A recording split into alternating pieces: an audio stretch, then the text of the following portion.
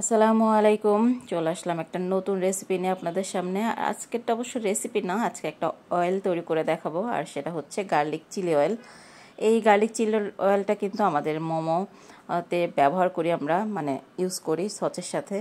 আর এখন এই যে মরিচটাকে তেলে হালকা করে ব্লেন্ড করে নিচ্ছি। চিলি ফ্লেক্সটা তৈরি হয়ে গেছে। চিলি গার্লিক সস তৈরি করতে আমি এখন প্যানের মধ্যে আধা কাপ তেল দিয়ে দিয়েছি, সয়াবিন তেল এটা। আর এটা যেহেতু গার্লিক অয়েল, তাই আমি এর মধ্যে কতগুলা রসুন কুচি দিয়ে দিচ্ছি। এই রসুনটাকে এই তেলের মধ্যে খুব ভালোভাবে ভেজে নিতে হবে। আর অবশ্যই খেয়াল রাখতে হবে যেন রসুনটা পুড়ে না যায়।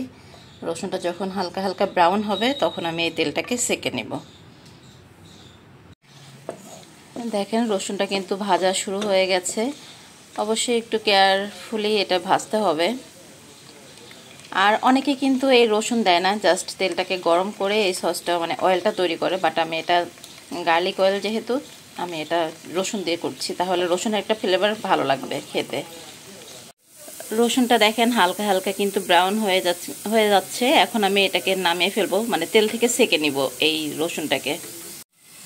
এখন এই যে আমি একটা ছাঁকনির মধ্যে রসুনটাকে ঢেলে নিচ্ছি। অবশ্যই তাড়াতাড়ি এই গরম তেল থেকে দেখেন রসুনটা কিন্তু খুব ভালোভাবে ব্রাউন হয়েছে। এই রসুনটা কিন্তু আমরা যখন মোমো খাবো তখন কিন্তু মোমোর উপরে দিয়ে দিলেও খুব ভালো একটা স্মেল আসবে। যে তেলটা আমি একটু আগে সেকে নিলাম, এই তেলটা আবারও আমি প্যানের মধ্যে দিয়ে দিব। আমার একেবারে ফুটন্ত গরম তেল লাগবে গার্লিক অয়েল তৈরি করতে। এখন আমি এটা আবার প্যানে দিয়ে দিচ্ছি। একটা বাটিতে আমি প্রথমে 2 চা চামচ চিলি ফ্লেক্স নিয়ে নিচ্ছি। 2 চা চামচ চিলি ফ্লেক্স দিয়ে দিলাম। আর এবার 1 চা চামচ দিয়ে দিচ্ছি সাদা তিল। এবার দিয়ে দিচ্ছি মরিচের গুঁড়া।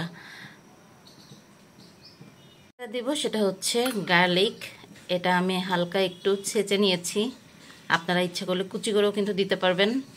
তো আমার এই চিলি গার্লিক অয়েল তৈরি করার জন্য যা যা লাগবে সব কিছু কিন্তু আমি নিয়ে নিয়েছি। চিলি ফ্লেক্স, গুঁড়া মরিচের গুঁড়া, এটা হচ্ছে তিল, সাদা তিল, আর রসুন কুচি কিংবা রসুন কি বলে ক্রাশ করা। এখন তেলটা গরম হয়ে গেছে, এই তেলটা নিয়ে আমি জাস্ট এই বাটির মধ্যে দিয়ে দিব। অবশ্যই ফুটন্ত গরম তেল হতে হবে।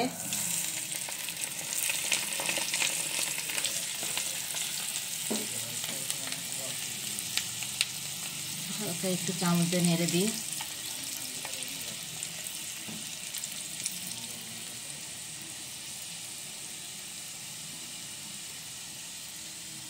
এই অবস্থায় এই তেলের মধ্যে আমাকে রেখে দিতে হবে। মনে করেন যে আধা ঘন্টা 1 ঘন্টা রেখে দিলে যে অয়েলটা হবে সেটাই হবে গার্লিক চিলি অয়েল। এই যখন এই তেলটা আমরা গরম তেলটা মানে রসুন তারপরে এই যে মরিচের গুঁড়ার এর মধ্যে দিয়ে দিয়েছি, তখন যে একটা স্মেল আসছে, এটা আসলে অনেক মজাদার একটা স্মেল। আর এই দেখেন আমি আপনাদেরকে একটু তেলটা দেখাই, দেখেন। আর এই তেলের এই কালারটা কিন্তু এসেছে শুধুমাত্র ওই যে মরিচের গুঁড়ার যেটা, সেটার জন্য। আমার কাছে কাশ্মীরি মরিচের গুঁড়া নাই, যদি থাকতো তাহলে আরো সুন্দর কালার হতো। আর এই যে তৈরি হয়ে গেছে কিন্তু আমাদের আজকের রেসিপি গার্লিক চিলি অয়েল। আপনারা অবশ্যই বাসাতে এভাবে তৈরি করে নেবেন। আমরা আজকে তেল তৈরি করে রাখলাম, একটু পরে মোমো তৈরি করব, সেই রেসিপিটা আপনাদের সামনে দিব অবশ্যই।